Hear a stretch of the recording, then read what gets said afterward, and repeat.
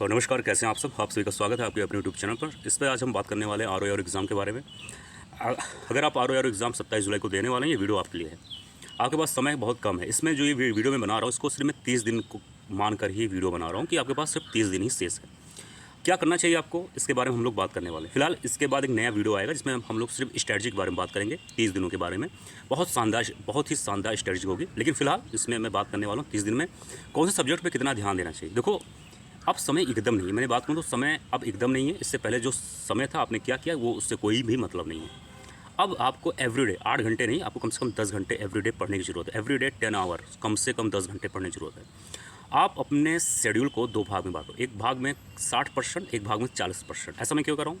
40% जो रहेगा आपका, उसमें आप रिवीजन, साथ ही साथ हिंदी, मैं फिर बोल रहा हूँ, रिवीजन और हिंदी, इन 2 चीज़ को 40% में बांट लो। यानी मैं बात करूँ तो 6 घंटे आपको जीएस पढ़ना है। यानी जीएस में जो भी आप पढ़ रहे हो उसका नोट्स बना रहे हो, वो आपके ऊपर है।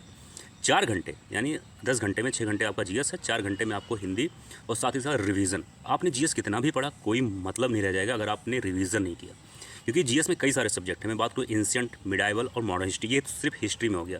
फिर Indian polity, geography, environment science, फिर यूपी स्पेशल करंट, फिर इकोनॉमिक्स, कई सारे सब्जेक्ट हैं। अब आप बहुत कुछ पढ़ लोगे, बहुत सारा नोट्स है आपके पास, तो कोई मतलब नहीं। मार्केट में बहुत अच्छे अच्छे नोट्स मिल जाते हैं। इंपॉर्टेंट ये होता है कि आप उसको कम समय में याद करना और एग्ज़ाम में सही तरीके से आप उसको परफॉर्मेंस करो। नोट्स सबके पास, यानी मैं बात करूँ सबके पास सेम बुक है, सबके पास लक्ष्मीकांत है, सबके पास एक से एक बुक है।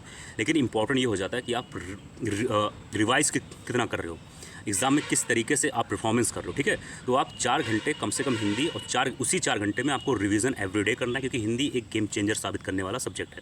अगर आप 2 घंटे हिंदी एवरीडे पढ़ रहे हो दोस्तों, 60 में से 55 सवाल सही अगर हो जाता है तो आपको सिलेक्शन से कोई नहीं रोक सकता। क्योंकि सबको पता है जीएस में कहीं ना कहीं आप कितना भी अच्छा कर लो, कहीं ना कहीं गलती होगी। क्योंकि जीएस में क्या होता है, कोई चीज़ फिक्स नहीं होती। ठीक है, और कोई इतना ज़्यादा याद भी नहीं कर पाता, क्योंकि जीएस को याद करना कहीं ना कहीं मुश्किल काम हो जाता है। ये आपके लिए हो, हमारे लिए हो, या फिर कोई भी टीचर हो, कोई भी टॉपर हो, कोई भी चीज़ें 100% याद नहीं कर पाता। ये तो मान के चलिए। हिंदी ऐसा चीज़ है कि हिंदी में कहीं ना कहीं आप कम मेहनत में ज़्यादा कुछ आउटपुट ले सकते हैं।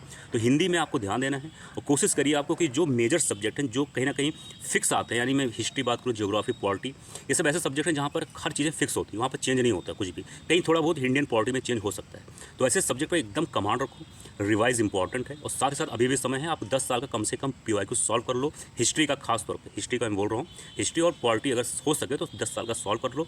इससे ज़्यादा कुछ भी नहीं पूछा जाने वाला है। कॉन्फिडेंस में रहो, ऐसा मत रहो कि लो कॉन्फिडेंस में, और निगेटिव पर्सन से एकदम दूर रहो जो बार बार आपको डिमोटिवेट करते हो। आपका एग्जाम क्वालिफाई हो जाएगा। मिलते हैं किसी और वीडियो में। जय हिंद, जय भारत।